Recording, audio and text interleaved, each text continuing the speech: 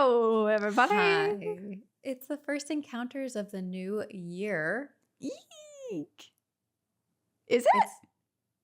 I think so. Yes. You're right. Yes. You're right. I was like, It did is. I miscalculate? No, I did. Recalculating? What's There's a lot of new? I still episodes. don't know what day it is, where we are, how to do math.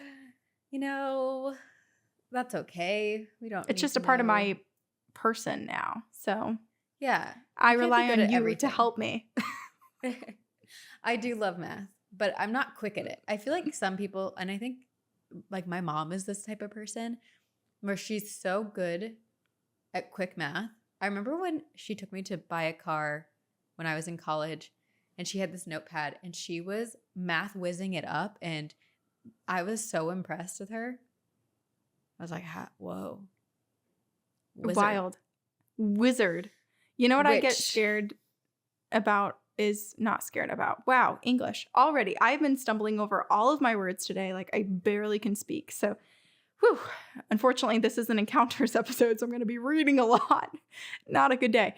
But what I was going to say is I always feel super uncomfortable at restaurants when the waiter is watching me fill out the check because it takes me a long time. And I feel like they think it's because I'm trying to figure out or like feeling pressured to leave a certain tip. It's not.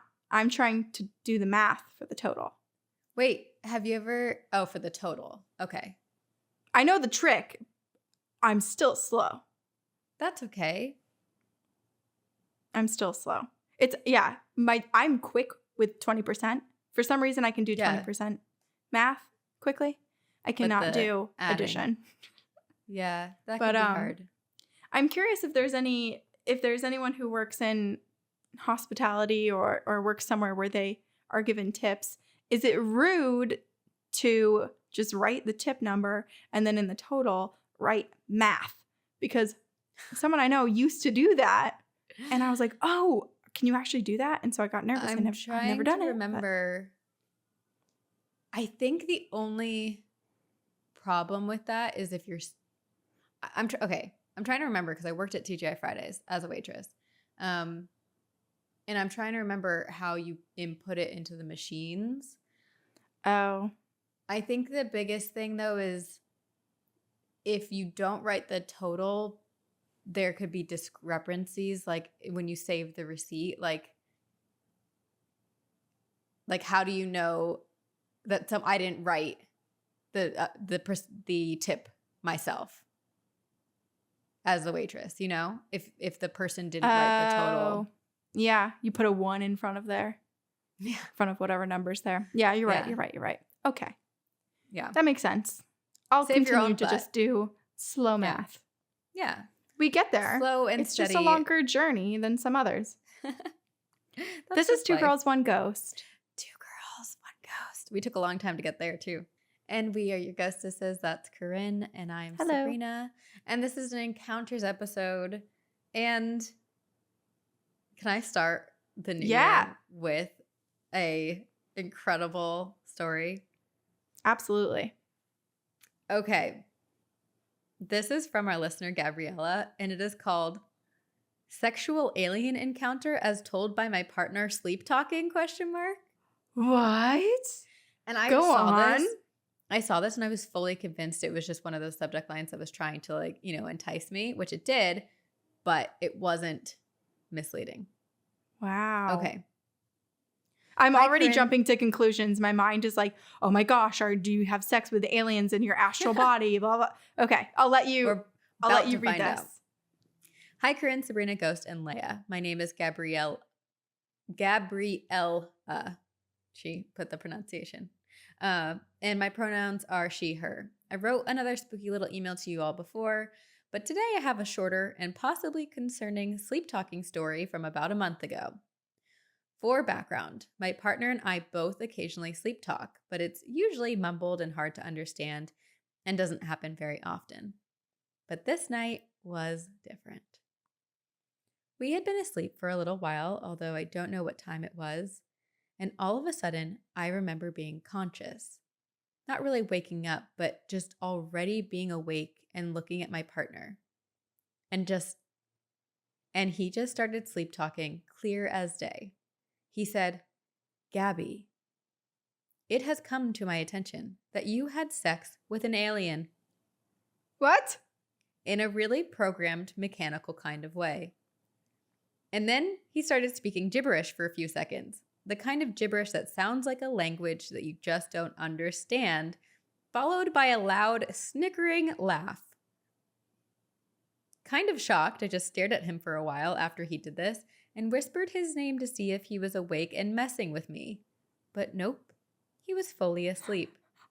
I thought it was pretty funny, so I wrote it down in my notes app and went back to bed. But it has come to my attention that you have had sex with an alien. Boop, boop, boop. Yes. Yeah. Yeah. Wow. Gabriella wrote, but I couldn't stop thinking about it throughout the night. In the morning, he had no recollection of any dream he was having or of saying anything in his sleep. So either my partner is having sex dreams about me with aliens, or did I actually have sex with an alien and he somehow witnessed it and relayed it to me subconsciously? Thankfully, I did not get pregnant with an alien-human hybrid baby, but a small part of me hopes that something did happen just for the story. I hope you enjoyed this strange possible encounter. Feel free to share on the podcast. I will see you on the other side, but hopefully on this side too one day. Hugs and spooks, Gabriella. Gabriella. New theory. New theory. Okay. Your boyfriend is an alien, and in his dream, he's so racked with guilt for not telling you that he's an alien that he reverts back to his alien robot self in his dreams and is rehearsing how to tell you. And through his anxiety, that was one of his, he's like looking in the mirror in his dreams and he's like, "You had sex with an alien." And then he's like, "No, damn it. That's not, I shouldn't start with that." But you heard that part. You heard him rehearsing. Okay, yes. Alternatively, they were both abducted because Gabriella explains just coming to consciousness and not, it wasn't like she was waking up. It was like as if she was awake and then becoming conscious again. So it's like the aliens dropped her back off in bed and her partner in bed was like, "Hey, I know what happened up there." Yeah. Yeah. Oh, that's an interesting theory. And now, Sabrina, you're reminding me of when that listener had emailed us the tape recording of the like 20-minute long abduction or whatever. Yeah. And there was that sort of robotic voice that was like, "Where are the children?" or something like that at the end. It said something. Do you have any children? Do you have any children? But it's almost the fact that he had such like a robotic way of delivering that makes me think that you're right. What if they were both abducted? They were surrounded by these aliens that speak in this really like strange robotic voice. And so he was kind of imitating what he had just encountered, also trying to explain to her what had happened. Gabby, it has come to my attention that you have had sex with an alien. Or maybe there's just some alien out there. I don't know. That's just floating about, bopping around. She's the hottest person at the bar. And Gabby was like, "Ooh," when she was younger. Ooh. And now the Galactic Bureau of Investigation that we lead, of course. They're coming back. They're like, "This guy, he's been having way too much fun on planet Earth. We got to take him back." Everybody's swooning over him. Yeah. Guys, girls, everybody. Yeah. He's a Zac Efron. You've had sex with an alien. I believe that could be, that's the title of our first book. You've had sex with an alien. Oh, I was like, you. And it's a POV and half of the pages are blank because you can make up whatever you want. It's a choose your own adventure. It's a But workbook. like we have some, but like we create these really saucy monologues like from the alien and you can just and then it's like, here's a blank page to draw your dream alien. Right. And then it's like. And it comes with gel pens. Yeah. Oh, sparkly. And scented. Course. Oh, absolutely. Because who cares about your endocrine system? Just fuck it up. And then we smell all those chemicals. Then we start to ship the books with a doll alien that comes to life at night. So much better than the direction I thought you were going with. What were doll, you thinking? sexy book, Sabrina. Oh. Well, it comes to life at night. Okay. All right, so we're getting into sex toys and smut novels in 2023. Yeah, That's our what new we'll endeavor. deliver to you. I thought you were transitioning into your next story, and I was like, no way did you pick something that's along the lines Oh my of God. alien sex. But maybe. I did not. Okay. Nope. Unfortunately, I'll have to search our inbox to see if there's anything more, and then I'll bring it next week if we have any more alien sex. Someone posted like a negative review because we read a story about like someone having sex with a ghost. And I was like, excuse me, you don't know what you're talking about. Get out of here. Also, if you're afraid of discussing sex, then don't click on our podcast because the name One Ghost is based on something sex. Okay. I have a story. This is called Ouija Revelation. Oh. Hello, TGOG. I was just listening to episode 144, and the listener story at the end shook me to my core. When I was a freshman in college, we purchased a Ouija board right before Christmas break. Me, my roommates, and our group of friends would sit around and play with it until we got super freaked out or would scare ourselves into laughter. After a few nights of this, my one roommate confessed that she had been the one moving the planchette and made up stories to go along with it. My roommate, Allie, was the first to leave for break, but we all kept playing. We weren't getting much besides repeated letters, and when we asked for their name, it was. And then everyone who doesn't want to hear the infamous Ouija board, one of their aliases, the infamous Ouija board demon's name, please skip forward now. You're going to say the name? The name was Zaza. So it's another alias. Okay, yeah. Zozo. I still said it. Go ahead. At the time, I don't have a Ouija board in here. Yeah, I feel confident. He doesn't need a Ouija board.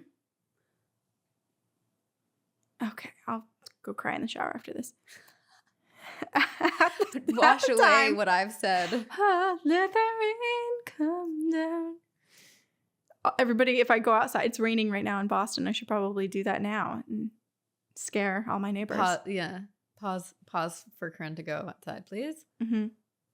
At the time, that name meant nothing to us. We continued playing and things escalated quickly. I don't remember what all we had asked before I started to really pay attention, but we asked, "Where are you from?" And it said, "Dillsburg." My heart sank. That is the town close to where I'm from, and my college is in Florida, and no one in the room would have been familiar with that name. I asked, "Do you know one of us?" "Yes." "How?" I asked. "Army," it answered. "Who do you know?" "You." Oh. "What is your name?" "Gus."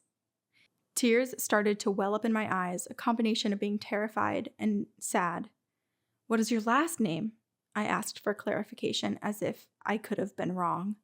The response confirmed that it was my dad's best friend that I had spent most of my childhood running around with, him and my dad. Aww. Every answer it gave was correct. The only issue was Gus wasn't dead. I had asked the board, "When did you die?" and it gave me the date from November that year, only a few days prior. I immediately said goodbye, and I told my friends and my roommate that I was done playing and I need to go call my parents. I told them that Gus was my dad's best friend and that they had met in the Army. There was no way anyone would have known any of that information. Yeah. I had never told any of them about Gus. I left my room and went into the study room, and I called my parents. My parents are very strict Catholics and would have believed my story, but I didn't want to scare them or be the one to potentially tell my dad that his best friend had passed away. So I casually asked my dad, "Have you heard from Gus lately?" My dad interrupted and told me that Gus had passed away last month sometime, but they were waiting to tell me until my exams were over. Oh. My heart sank. Terrified, I threw the Ouija board in the dumpster behind my dorm. I went home for Christmas and I talked to my cousin who was a priest, and I told him that we'd played with the Ouija board and that Gus tried to talk to me, and I felt bad for saying goodbye without asking Gus more questions. My cousin laughed at me and warned me not to play with those because he believed that I wasn't talking to Gus. I was talking to a demon. Fast forward 5 months later to the end of the year. My roommates and I were cleaning out our room, and I pulled my rug from under our couch to put it in my car, and with the rug came the Ouija board out from under the couch. Remember, she threw it away. Yeah. After listening to the old episode, I guess it's now confirmed that we were talking to a demon. Who knows what demon's name here, I won't say it a second time, was trying to do, giving me that sort of information. Or was it really Gus, on the other hand? Stay spooky, be safe, be smart, and always say goodbye. Anne. And I really, truly believe it was Gus.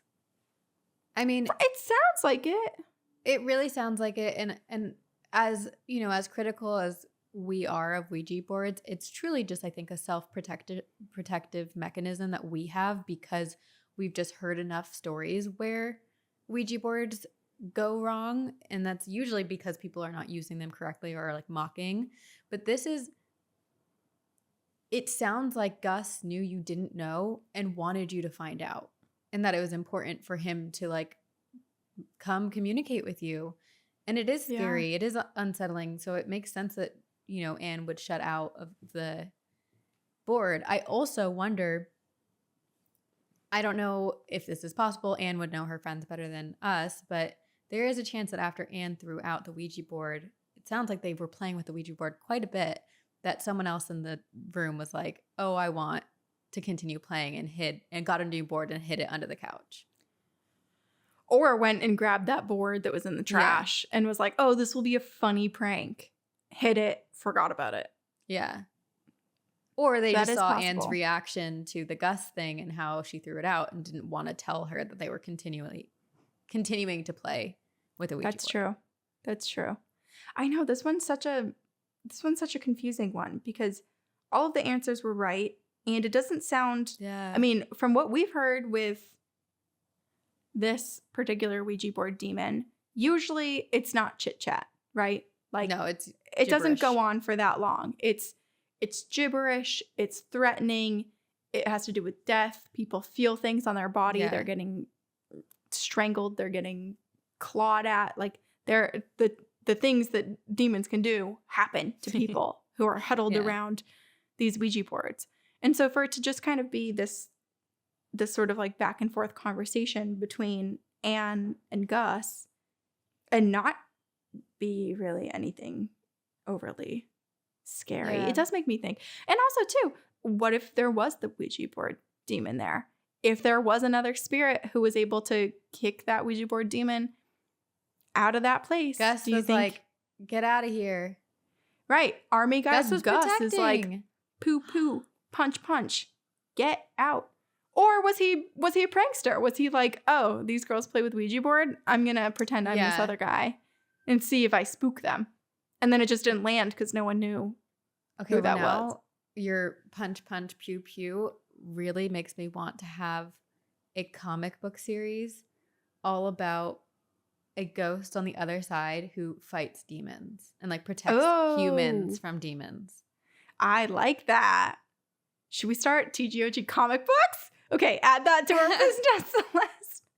The punch, punch, and then the pew, pew. Those are uppercuts. And uppercut, pew, pew. Oh, shoot. Ah. Punch, punch, pew, pew. Pew, pew. I have a longer email, but it is from our listener, Ari, and there's a bunch of great stories.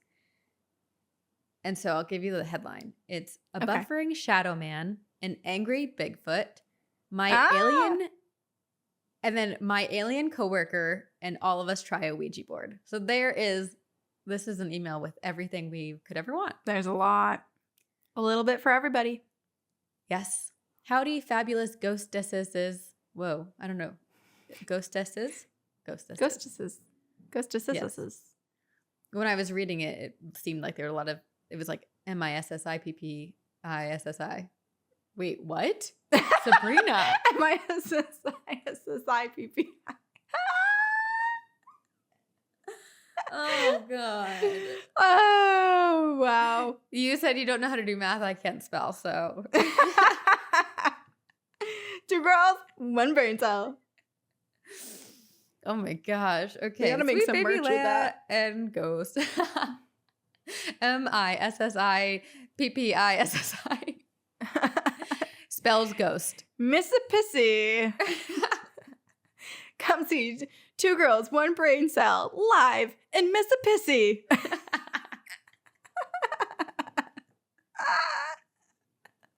I can't breathe.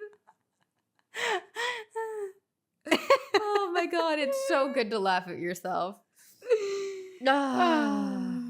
Okay, 1 sentence in. Howdy, fabulous ghostesses, Sweet Baby Leia and Ghost. My name is Ari. Sabrina, you got this. Pull yourself together.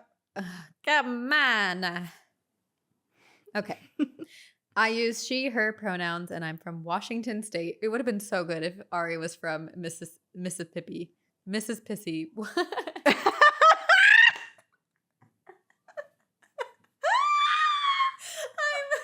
I okay?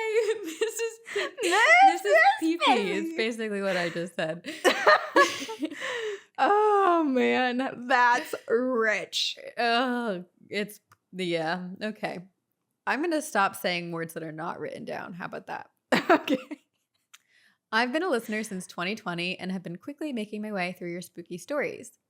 You've got me through a wild year of catching COVID, which I do not recommend, my uncle's passing, and a really hard breakup with my roommate. LOL, oopsie. As a side note, I feel compelled to mention that I feel a strange sense of calmness whenever Corinne tells us to sit back and relax to enjoy a long email. And I started saying "Jeezum" unironically because of her saying it in earlier episodes. I may have adopted some mannerisms, but that's just a side effect of the pyramid scheme working, right?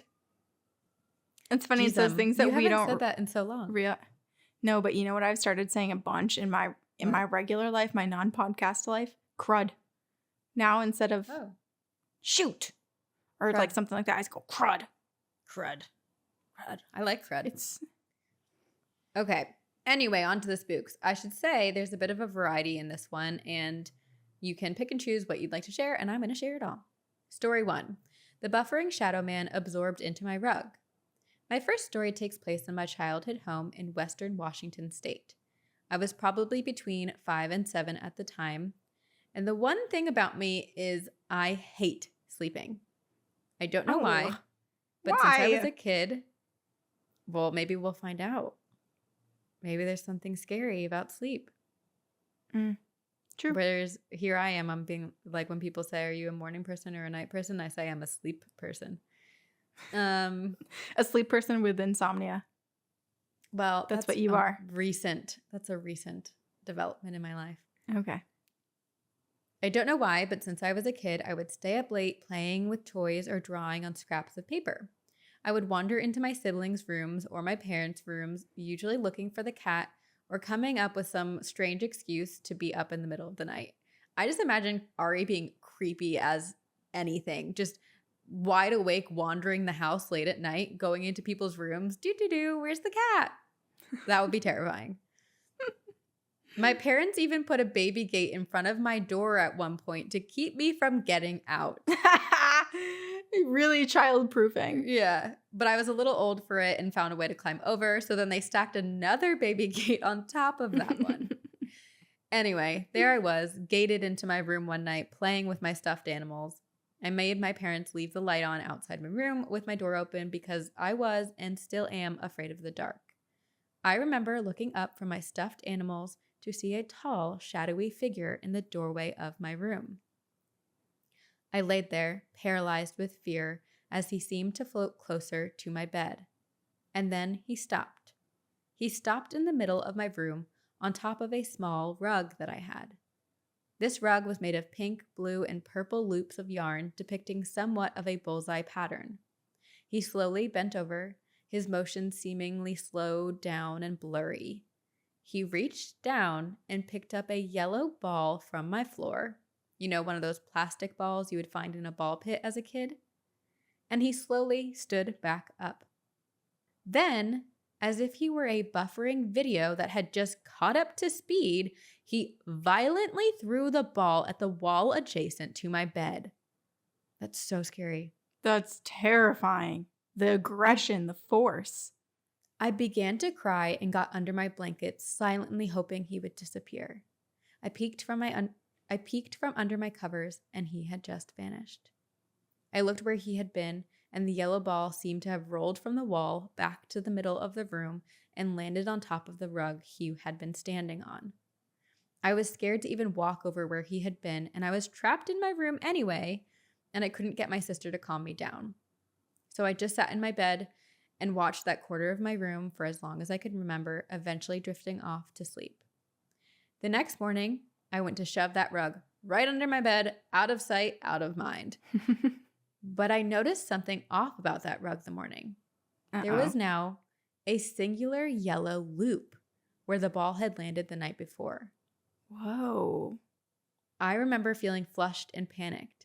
That ball was now nowhere to be seen, and this rug had a new loop on it. How could this have happened? I tucked it away and decided to not tell my family what I had seen. Later that same year, we had a family over with 2 daughters roughly the same age as my sister and I. The adults were playing poker and drinking, and my brother and I were playing with, I'll call her Anna, who was the younger of the 2 daughters. We were playing Mousetrap. Well, we were playing with the pieces to Mousetrap, but I don't think we were actually playing it properly. I hadn't had any other encounters or experiences since that first night I told you, and I chalked it up to a bad nightmare or just some late night delusion. So the rug had come out from under my bed at some point, and Anna had taken a seat on it. Suddenly, in the middle of our game, Anna looks at us and says, Guys, what's happening? I think I'm going to pee. My brother and I looked at her dumbfounded and said, Okay, go to the bathroom. And she said, No, over and over, and sat there frozen, peeing her pants. No. Oh, my brother I feel and so bad for her. I know, she was probably so scared. My brother and I didn't know what to do. She told us not to tell anyone because she was so embarrassed, and I lent her some clothes for the night. The next day, I threw out the rug, not thinking anything of it. And just trigger warning, there is suicide mentioned in the next sentence. We fell out of touch with the family and stopped having them over for game nights, and years later, in 2016, Anna died by suicide. I don't like to imagine that something was transferred to her that night, or maybe some dark entity was feeding off her energy, slowly draining her, but I really don't know what happened that night. I never saw the entity again, and I've been tempted to contact the other side in hopes of asking her for answers, but I'm just too scared. Story 2. I should not have access to Ouija boards. I know you ladies love a good Ouija board story, so here goes a nice short one for you. I was in my hometown, this time age 20 or so, and I was wandering shops downtown with my boyfriend at the time, and we came across an old Ouija board in an antique shop with a note written on it, "Open at your own risk." Well, ladies, I am an idiot. I sat my ass down and said, "Ooh, let's give it a try." I know, what the actual fuck was I thinking? I had downloaded Ouija apps because, yes, I am the kid that was sincerely interested in playing those haunted games you have mentioned. But don't worry, I'm slightly smarter now. And I've read every story online trying to scare myself out of it before. But when this opportunity arose, well, you know. So we sat there on the floor of the small antique shop. I can't believe Ari did this in the antique shop. I know. Because I feel like that's a place with lots of spirits. Right. Okay. We sat there on the floor of the small antique shop and asked the classic, "Is anyone there?" Well, that planchette whisked right on over to yes. My boyfriend and I looked at each other with the, "Okay, stop moving it now, look." And then both out loud said, "I swear it isn't me." The rest of the interaction was short and terrifying. I asked, "What is your name?" It spelled out Ouija. Ouija. Ha ha, very funny. I know that's not your name. The planchette moved to no. I said, "Okay, well, do you know my name?" The planchette moved to yes. I said, "No, you don't." The planchette slowly started to spell out my full name. I was so spooked. I said, "How did you know that?" And the planchette moved to goodbye. I was dog sitting at the time. It was for an old couple that lived in a retirement RV park. My boyfriend refused to spend the night with me in this RV for the night, as he was convinced that I was going to bring something with me. I don't think I did, but that was a rough couple of nights, I'll tell you that much. Strangest thing about it, though, is that I still want my own Ouija board so badly. I'm still deeply drawn to its abilities and want to know more. I know, it's a dumb idea. I'm staying strong for you guys. That said, if I do come in contact with another, I'll be sure to tell you. And, like we've said, you can find a way to positively play with it, but it does sound like something is calling Ari to it in maybe a scary way. Yes. Okay, Yes. Corinne, this story is for you. And then the next story is for me. Look at the shirt I'm wearing. Exactly. There we go. Bigfoot is my boyfriend. Story 3. My brother saw a Bigfoot. This story is not mine, but my brother's. We will call him Connor. Connor is 6'4". He's 230 something pounds and was a football player in high school. My family jokes that he's Ferris Bueller and I'm his sister nobody knew about. He had a large group of jock friends. So one night, a small group of them decided to walk the train tracks past this abandoned brewery in town, which is very stand by me. By the way, I broke into this brewery multiple times in high school, and each visit was a haunting disaster, and we usually got chased by dogs out of there. Actually, side note, that brewery electrocuted and killed someone with exposed wiring, and someone drove their car into the building and died, and the entire building went up in flames all within the year. Oh my gosh. Also, how are they in business? Oh, it was an abandoned brewery. I don't think they were in business. Okay. Anyway, they were making their way along the dark tracks, already spooked, and it was late and dark outside, when all of a sudden they hear shaking in the woods. My brother described it as deliberate shaking, like something was stuck or trying to get their attention. The boys turned and saw that the branches were now violently shaking, and along with it, they heard a low, loud grunt. They looked at each other wide-eyed, then the beast grew louder, almost angry. It was a noise that none of them had ever heard before, inhuman, but definitely not an animal. They booked it out of there and came home, all yelling at once to tell me that they had seen a Sasquatch. Connor said, "I'll tell you what, people are always complaining about catching blurry footage of Bigfoot, but they're lucky to have gotten anything. I was not thinking about a picture because that shit was terrifying." That is a good point. Like, it does seem scary and people take the time to get a picture. Right. Yeah, you're running for your life. Yeah. It definitely, yeah, it's a different type of reaction when people freeze and just grab out their cameras.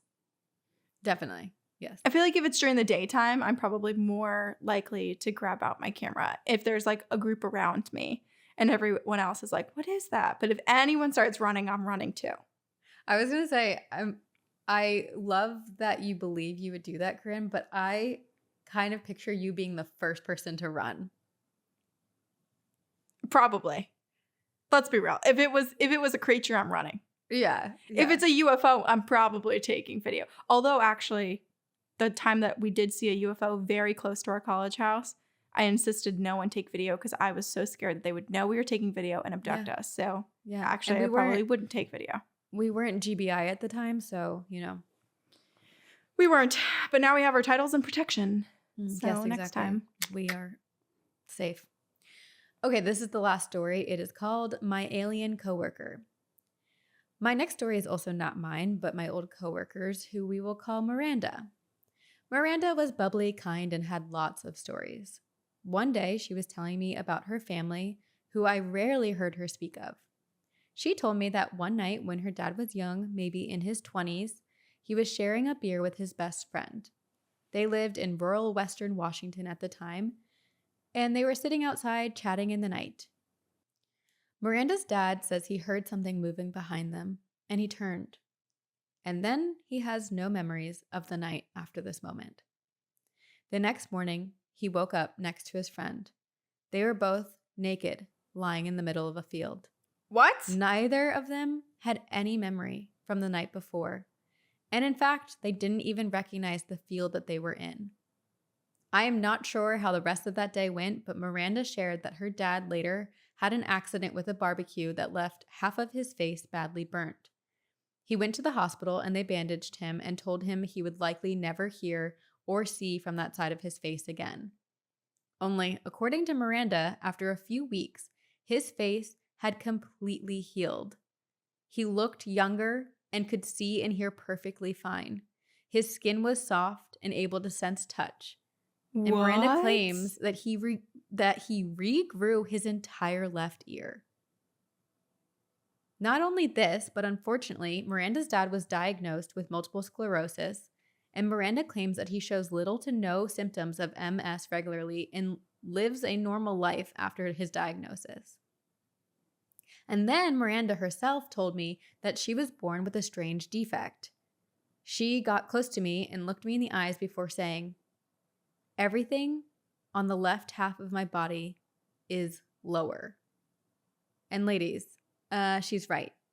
Her ear, eye, and even that nostril were slightly lower set than the other side of her body. She told me that even her left leg is slightly longer and causes her frequent body pains. Needless to say, after that conversation, we both agreed that her dad was abducted by aliens in his 20s, given some experimental serum that allowed for cellular regeneration, and then resulted in Miranda, who is convinced that she has some sort of alien DNA because of this. Thanks for kind of a bummer, though, that her dad was basically cured, and then she lives with pain. But maybe she's cured from things that we don't know. Maybe she would have otherwise. I don't know. You're right. Thanks for creating such a great space for people to share their wild and scary stories. You two have truly changed my life and shifted how I see things. Keep up the great work. Love you guys. See you on the other side. Ari. Wow. Ari. I don't even know where to start. Yeah. Okay, well, we'll start with the first story. I have a question. So when you heard Sure. there was a yellow loop in the carpet, what did you picture? I picture Because cross stitch, like, you know, the like okay, a me too. loop. Yeah. I was like, there's a crocheting ghost out there. Yeah. Which is I so imagined random. that his spirit left like a stain on it. Oh. Because the rug was Oh. purple, pink. There was no yellow. Or was that truly him? Just like living in the little fabrics, like little Horton Hears the Who.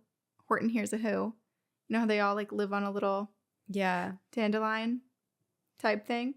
I wonder if the spirit just kind of tried to hide in the fabric, and that's how that spirit hid before. Whatever this thing was, jumping from fabric to fabric. But she Yeah. caught him. This yellow stain. But then It's so weird. he terrified this other girl.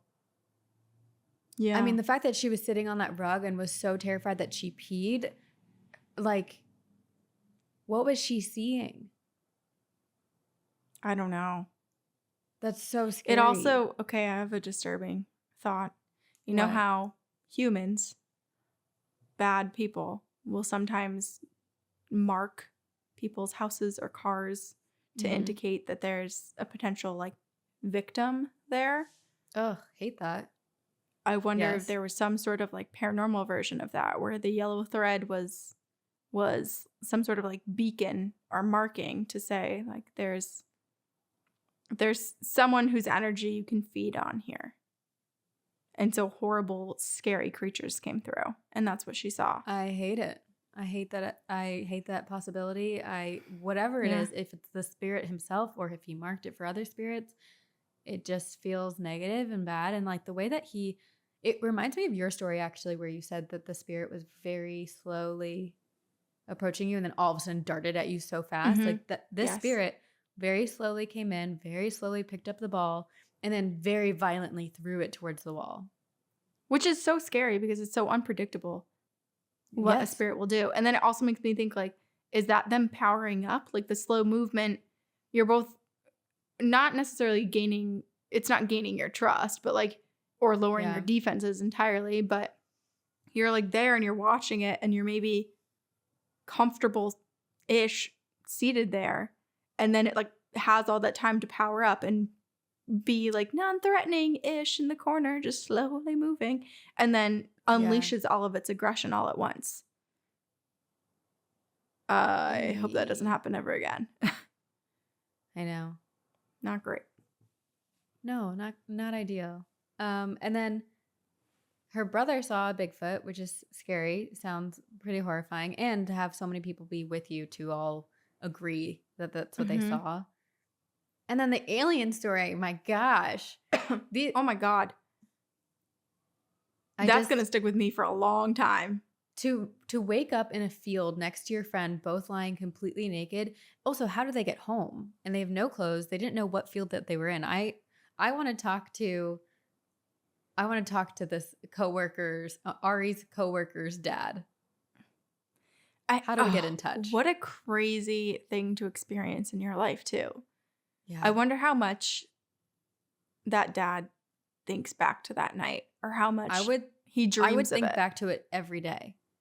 Right. If you have no memory of that, and what a bizarre, confusing experience. And like, were there any dreams or were there any moments later on where like potentially new memories came forward and he wasn't sure if he was remembering what actually happened that night or if he was just, his mind was making up the scenario? Like, does he have any recovered memories from the abduction? I would like to know.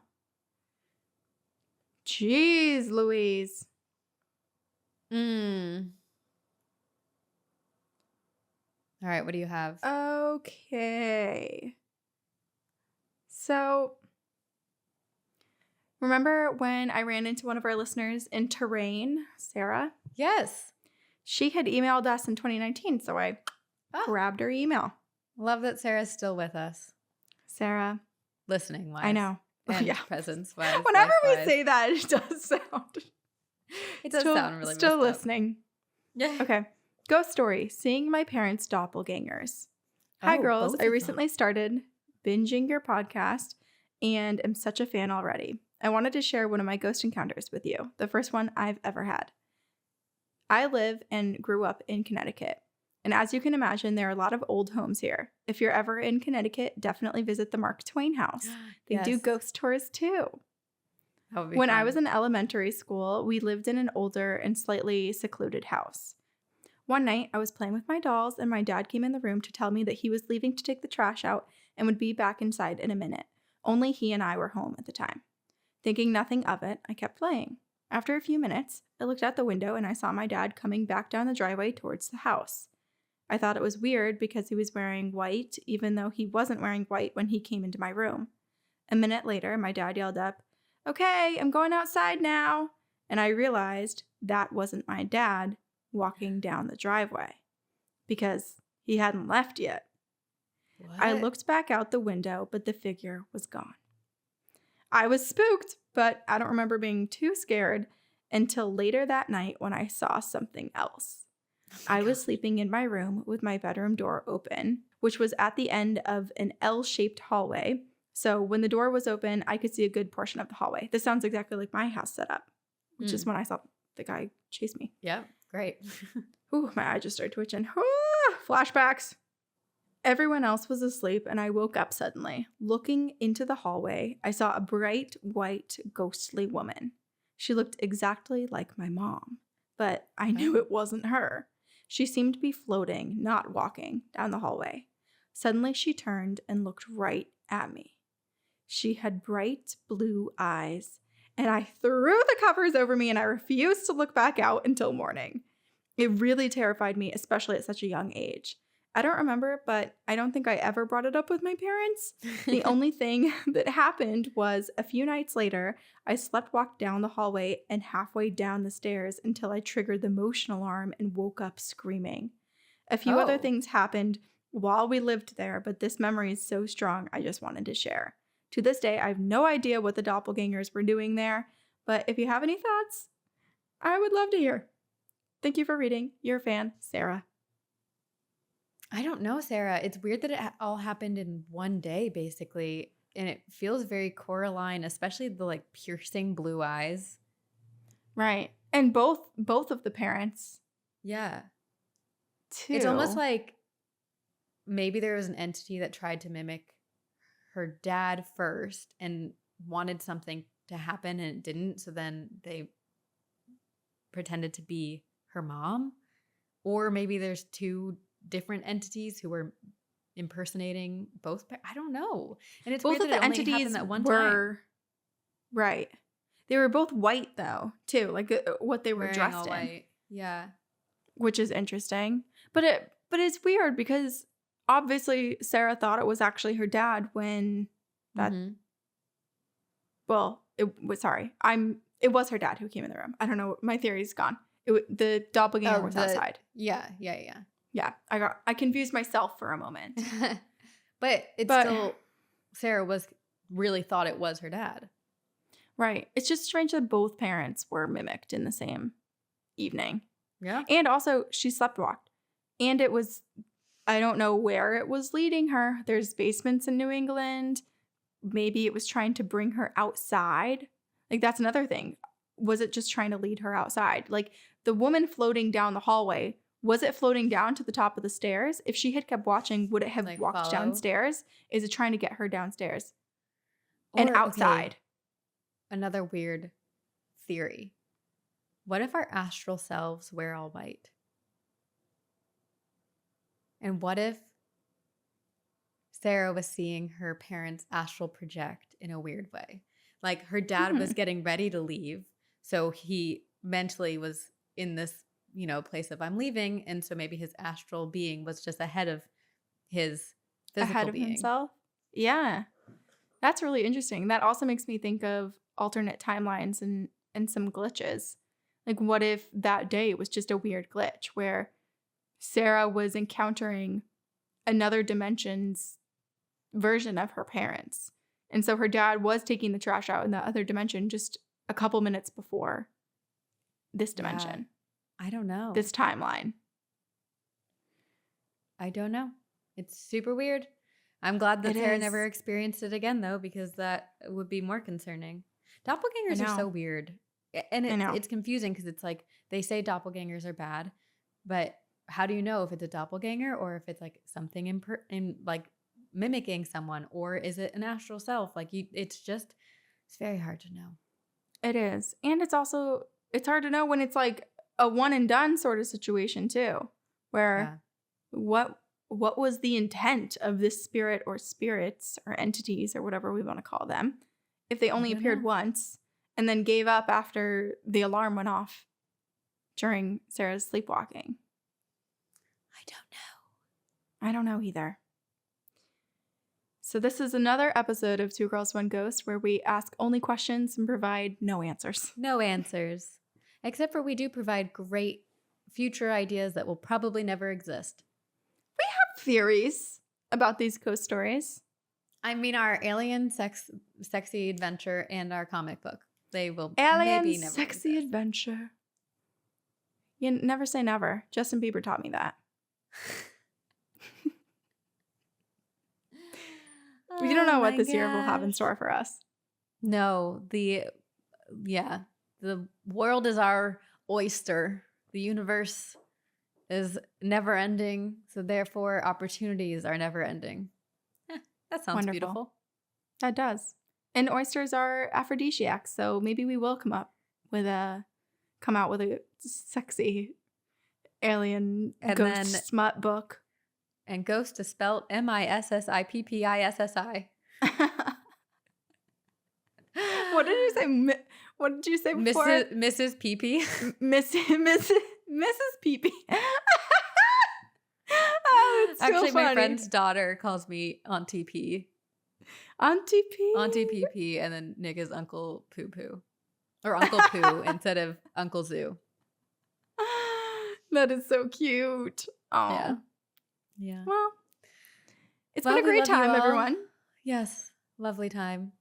We love Please you all. Please email us your ghost stories at twogirlsoneghostpodcast@gmail.com. Yes. And rate and review us on iTunes. Join us on Patreon.